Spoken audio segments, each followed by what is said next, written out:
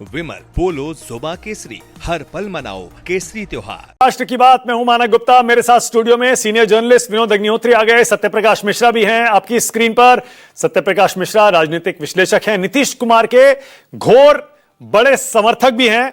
इसके अलावा जो बाकी मेहमान हैं उनसे बाद में परिचय कराऊंगा। आज मुद्दा आप जानते ही हैं, क्योंकि राहुल गांधी और तेजस्वी यादव की वोटर अधिकार यात्रा आज पटना में मार्च और रैली के साथ खत्म हो गई और दोनों नेताओं ने इंडिया गठबंधन के और नेताओं को अपने साथ लिया और एक सुर में आवाज लगाई, वोट चोर गद्दी छोड़। तमाम तरह के आरोप भी लगाए, लेकिन सवाल यह भी उठा कि अगर वाकई इंडिया गठबंधन, महागठबंधन बिहार में इतना मजबूत है, तो अभी तक तेजस्वी यादव के मुख्यमंत्री पद की दावेदारी पर, उम्मीदवारी पर राहुल गांधी ने चुप्पी क्यों साध रखी है?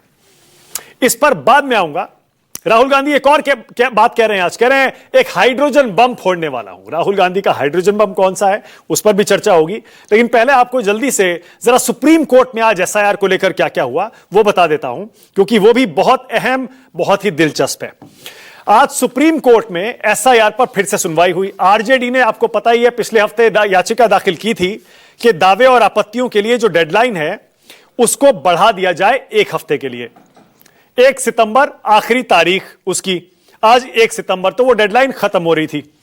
सुप्रीम कोर्ट में आज जब सुनवाई हुई तब इलेक्शन कमीशन ने खुद ही सुप्रीम कोर्ट को बता दिया कि दावे और आपत्तियां 1 सितंबर के बाद भी दिए जा सकते हैं।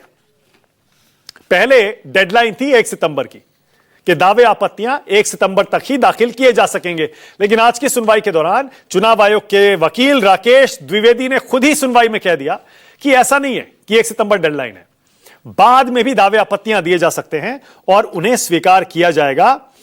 एसआईआर में अब सुप्रीम कोर्ट ने यह भी कह दिया है कि पैरालीगल वॉलंटियर्स भी लोगों की मदद करेंगे जिनको अपने नाम जुड़वाने हैं उनके लिए, और वो जो फॉर्म 6 हैं नए वोटरों के लिए, वो भी बाद में भी जमा किए जा सकते हैं, उसकी भी कोई डेडलाइन नहीं है।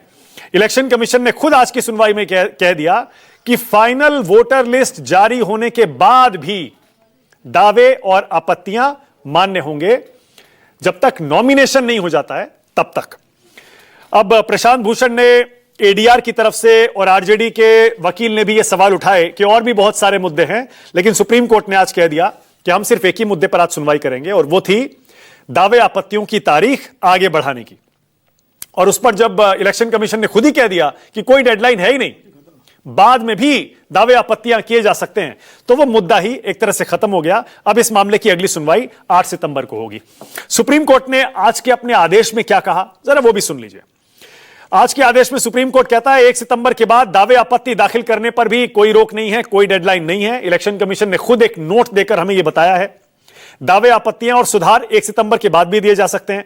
लिस्ट को अंतिम रूप दिए जाने के बाद भी उन पर विचार होगा। यह प्रक्रिया नामांकन की आखिरी तारीख तक जारी रहेगी। दावे आपत्तियां, सुधार दाखिल करने का काम जारी रहे। राजनीतिक दल और याचिकाकर्ता अपने हलफनामे प्रस्तुत कर सकते हैं। इलेक्शन कमीशन ने जो नोट आज दिया है उसका जवाब दाखिल कर सकते हैं।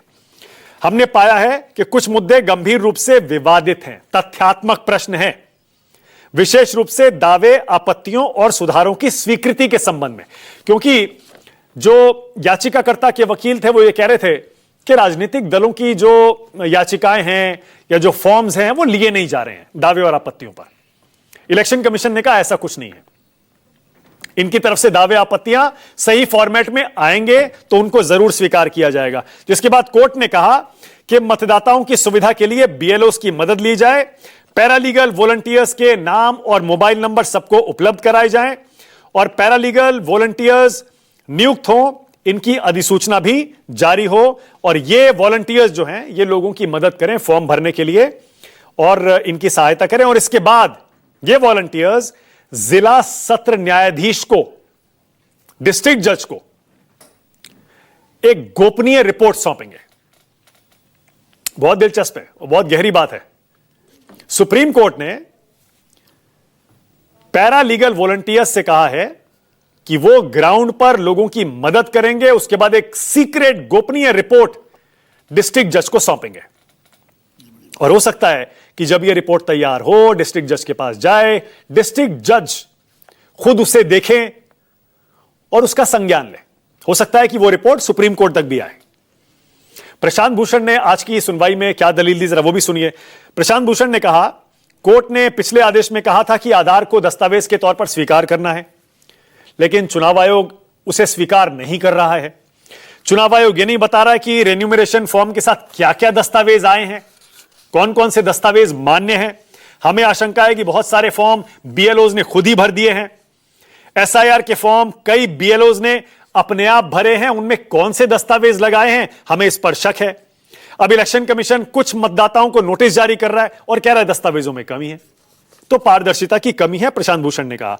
इस पर चुनाव आयोग के वकील ने कहा, 7 करोड़ 24 लाख लोगों में से 99.5% लोगों ने दस्तावेज जमा कर दिए हैं। 99.5% वोटर्स ने अपने फॉर्म फाइल किए हैं। अधिकांश राजनीतिक दल और वोटर लिस्ट में नाम जोड़ने के लिए नहीं, बल्कि डिलीशन के लिए, नाम हटवाने के लिए आवेदन कर रहे हैं, जो बहुत ही अजीब है। जज ने भी कहा बहुत ही अजीब है ये। अब जाहिर है, एक तरफ जब सुप्रीम कोर्ट में यह सुनवाई चल रही थी, वहीं दूसरी तरफ पटना में गांधी मैदान में वोटर अधिकार यात्रा खत्म हो रही थी और महागठबंधन की, इंडिया गठबंधन की एक रैली हो रही थी। उसकी तस्वीरें भी जरा यहां देखिए आप। पहले मार्च हुआ और उसके बाद रैली। तेजस्वी यादव ने फिर से प्रधानमंत्री मोदी और गृह मंत्री को कटघरे में खड़ा किया। तेजस्वी बोले, मोदी जी झूठ बोलने के मैन्युफैक्चरर, डिस्ट्रीब्यूटर, फैक्ट्री हैं।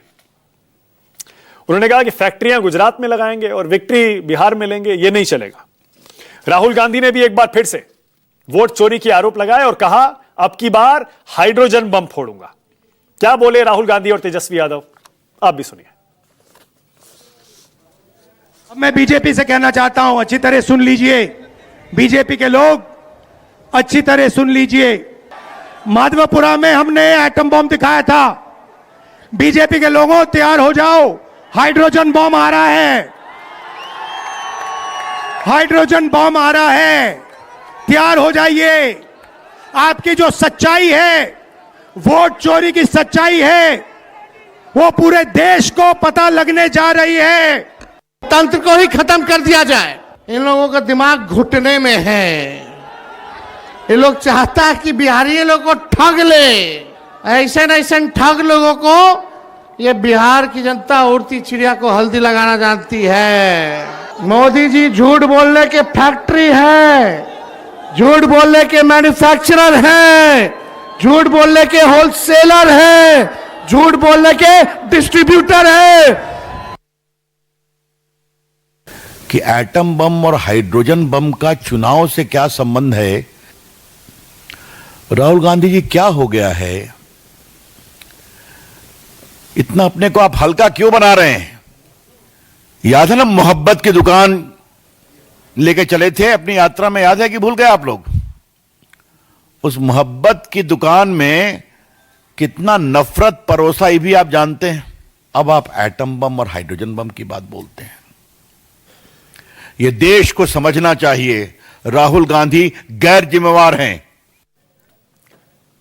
चलिए डिबेट शुरू करते हैं। राष्ट्र की बात में आज का सवाल आपकी स्क्रीन पर। आज का मेरा पहला सवाल बिल्कुल सीधा, अब क्या बढ़ गई है तारीख?